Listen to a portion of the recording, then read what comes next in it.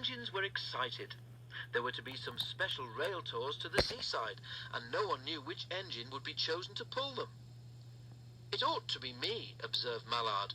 "After all, that seaside place helped to pay for my repairs." The others thought someone else should have a chance. Thomas knew he would not be chosen, but he enjoyed listening to the others arguing. He was pleased in the end when it was decided to give the trips to Green Arrow. When Green Arrow returned from the first tour, he said he had never seen so many people. Soon there was talk of putting on extra trains, but this was not possible. "All we can do is add extra coaches," they said. "But then Green Arrow can't pull a train that heavy on his own." "Of course I can," he scoffed. "My brothers and I did during the war." "Can I help?" asked Thomas. The man in charge stared. "I don't see why not," he said. In the morning, Thomas's fireman arrived early. Thomas's fire was lit, and while the warmth crept through his boiler, the fireman made sure all his moving parts were well oiled. Behind, Green Arrow was being prepared too, and when they were both ready, they set off to find their coaches. The station platform was jammed with an admiring crowd, which didn't seem to get any smaller, even after a trainload of people were in their seats. Thomas was coupled in front. He was pleased. He liked to see where he was going.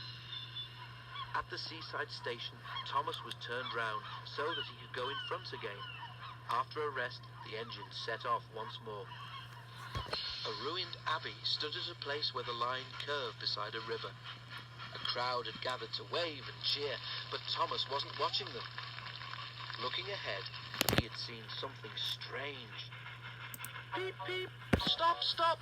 he whistled in alarm. The train was heavy and hard to stop, but they managed it just in time. Now everyone was able to see that, in front of Thomas, the rail near the river was lower than the one on the other side. "The water has undermined the embankment," said the inspector. "I'll go to the signal box and sort things out." Buses came for the passengers, but it was late before the men decided it would be safe to use the other track. Together, the engines pushed the coaches back to a crossover. On his own, Thomas slowly crept past the landslip. Then, very carefully, Green Arrow pulled the empty coaches by, and together they brought the train back to York. A few days later, a party of important-looking people came into the museum. One was the man in charge, and behind him was the Fat Controller. "Oh dear," thought Thomas, "they've come to take me away for frightening that child." But the Fat Controller was smiling. The man in charge held up his hand for silence. "Thomas," said the man in charge, "your controller told us you are a really useful engine. He is right.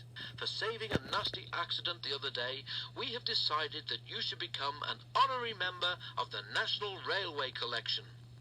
This special plate will remind you of your visit to us. Ladies and gentlemen, 3 cheers for Thomas the Tank Engine!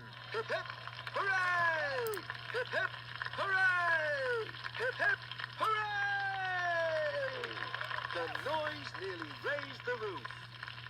"Well done, Thomas," smiled the Fat Controller. "I knew you would be a credit to our railway."